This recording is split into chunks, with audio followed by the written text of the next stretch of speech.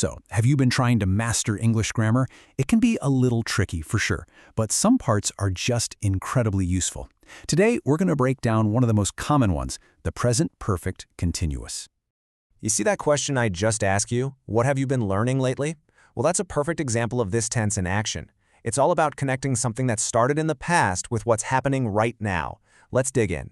So, what is the present perfect continuous really? The easiest way to think about it is like a bridge. It creates a direct connection from an action that started sometime in the past to this very moment.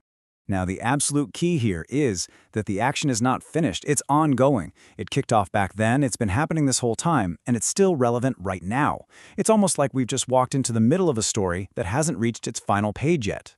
For instance, check this out. The actor has been playing this role for 6 years. See what that tells us? He started playing the role in the past, and he's still playing it today. The action is continuous, it's still going. Or what about this one? The children have been watching videos since this morning. They started earlier, and guess what? They're still watching right now. That action connects the past, this morning, to the present moment perfectly. Okay, so one of the coolest features of this tense is that it almost always answers the question, for how long? It is perfect for specifying the duration of something that's still happening. And to talk about that duration, we use some really specific time words. So words like for tell you a period of time, right? Like for 2 hours. But since points to a specific start time, like since 2 p.m. And of course, you've got phrases like all day or lately that really drive home that continuous, recent feeling of the action.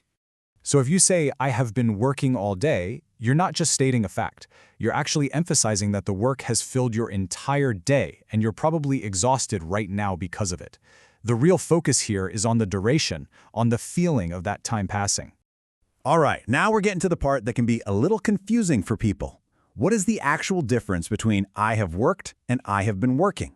Let's break it down because it's simpler than you think. It all boils down to temporary actions versus long-term states. See, has been playing all morning really focuses on a temporary, ongoing action. It's what she's doing today. But has played since she was 5 describes a much longer-lasting fact about her life. So think of it this way. The continuous form focuses on the process, while the simple form often focuses on the results or the overall experience. Of course, like with any good grammar rule, there are always some exceptions, right? You can't just plug any old verb into the present perfect continuous. Let's take a look at which ones you need to avoid. Okay, get ready, because using the wrong verb here is probably one of the most common mistakes people make. The verbs to avoid are what we call stative verbs. Basically, they describe a state or a feeling, not an actual physical action. For example, you don't do the action of knowing, you just know. And that's exactly why he's been knowing Hugo just sounds wrong. The correct way to say it is the simple present perfect. He's known Hugo. Same deal with be. You don't do being sick, you just are. And here are just a few more of the usual suspects to keep on your radar. All of these describe states of mind or possession, not continuous actions, so they almost always stick to the simple perfect tense. All right, you've been listening so patiently. Now let's see if it's all sinking in. It is time to put your new knowledge to the test with a few quick questions. Ready? Okay, first one up. How would you fill in this blank? Take a second. Are we talking about a temporary action, or is this a long-lasting life situation? You got it. It's have been working. That phrase all night is our big clue, isn't it? It points directly to a specific, temporary, and very continuous action. Okay, next one. What about Tina here? The key word to look for is recently. Exactly right. Has been thinking. This describes a continuous mental process that's been happening lately. It's a perfect use of the continuous tense. All right, last one. And be careful with this one. Is riding horses his whole life a temporary action, or is it a longer-lasting situation? And there it is. This is that key difference we were just talking about. Because this describes a lifelong experience, not just a temporary activity.